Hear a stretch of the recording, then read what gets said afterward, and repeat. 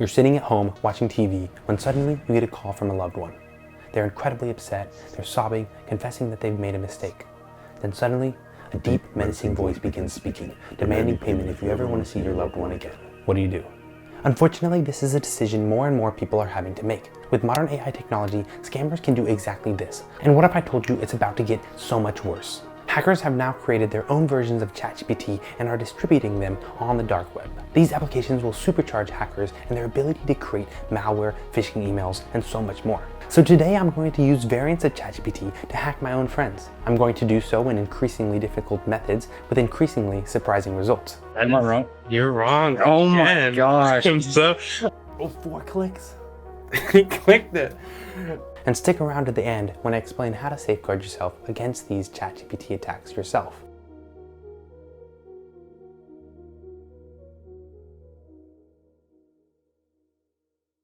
If you try to do sketchy things on Chat GPT, like replicate a website's login page, it will reject the prompt entirely, explaining that these sort of things are against its terms and agreements.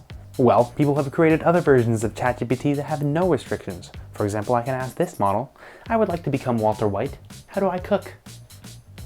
And it will gladly tell me. I've blurred it out. Don't get any ideas now, all right? But to create a hacking tool, we do need to do a couple complicated tasks. Now, in the interest of preventing this video from becoming a guide for novice hackers to expand their hacking tool belt, I'm going to keep the process of creating this tool very vague. So essentially what we need to do is create our own ChatGPT and teach it to get better and better at a few things. Creating fake emails for companies, coming up with strategies for hacking, and creating hacking tools. Sorry, I had to include that in there so that the FBI doesn't come for me. Excuse me, I think someone's at my door. Okay, first we need to create these fake emails. Now I've taken a clone of ChatGPT, one of them that's uncensored, they call it. So that means that I can ask it anything that I want to. Trained it on some data, meaning that I've given it some existing data so that it can replicate those results. And as you can see, it's getting better. So now it's time for our first test. Can people correctly guess which email is the official email from a well-known company and which one is the AI version? Let's go see. If I had to guess, say this is probably fake. That is correct. I'm gonna say this one's fake. I think that's wrong, actually. Really? That's the fake one. That's the phishing email. Right? Like, I don't think if I got the email, I would look at it and be like, oh, that's fake. I would just get the email and think it was like the only reason I knew is because I had like the comparison. Jeez, I'm actually kind of scared. Like to see how if I could tell the difference or not. Let's do it. Let's see it. I want to say this is the real. That is incorrect. I want to say this is the real one, just because the Instagram logo is more like color and stuff, and it. Sorry, but that is also incorrect. Really? That is the fake one.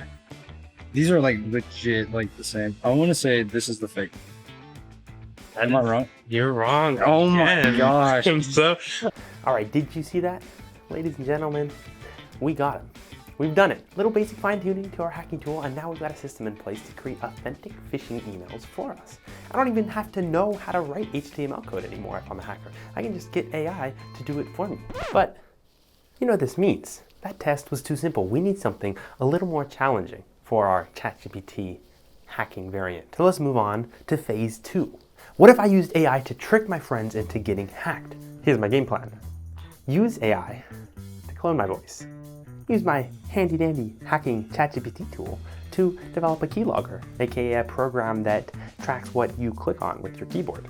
Then call my friend from a different number and use my fake voice to trick him into clicking a link, therefore downloading the keylogger to his computer. If I stop making videos after this one, you know why.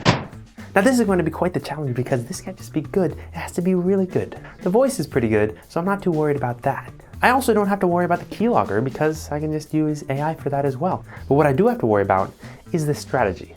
I got it around here. Here's what I came up with. A couple of weeks ago, my good friend moved. He needed to rent a U-Haul to move his stuff. For some reason, U-Haul wouldn't let him rent it without having a friend referral.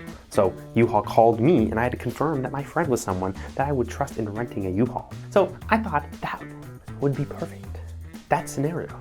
I also recently moved, so I could use my fake voice to convince my friend that I'm renting a U-Haul to move some final things. To make it even more convincing, I've used URL shortening apps like Bitly to make the URL seem as though it's branded as a U-Haul link. I get it, it's still a stretch, but I have some faith. When he clicks it, he gets a nice little recording of me just the day before, hacking away. All right. Enough with the explaining.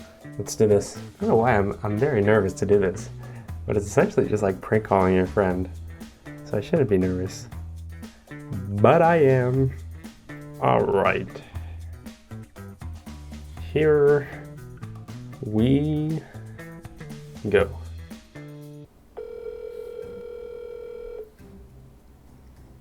Hello?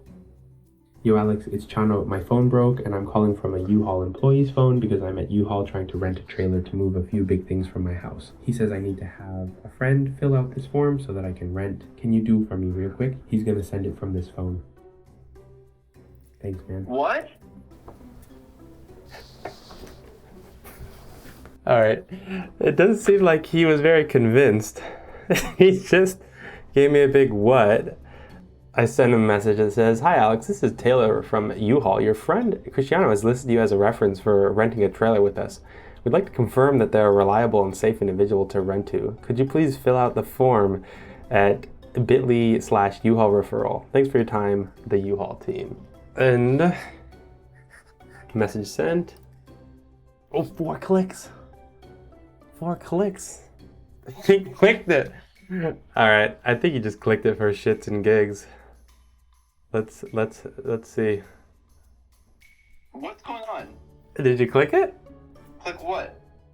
The link. I'm pretty sure you did. Oh, got him.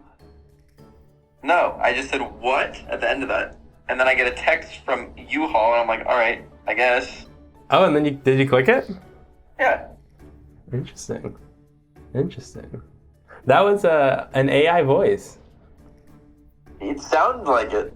Yeah, it does still sound like it. But it's like, it's the closest I could get to my voice. And it's like, maybe, I think since you know me so well, but what if I called someone who's like one of a close, like a newer friend, do you think they'd be convinced, or do you think you can? I have no idea, yeah. Yo, what's up?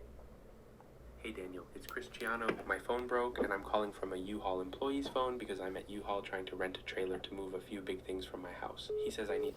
Unfortunate. Alright, so I called several other people and they either didn't pick up or hung up immediately after hearing the fake me speaking. So I guess my voice wasn't as good as I thought. But I'm not gonna call this a failure just yet. We did get Alex to click on it, even though he didn't hear the full message, so technically a win.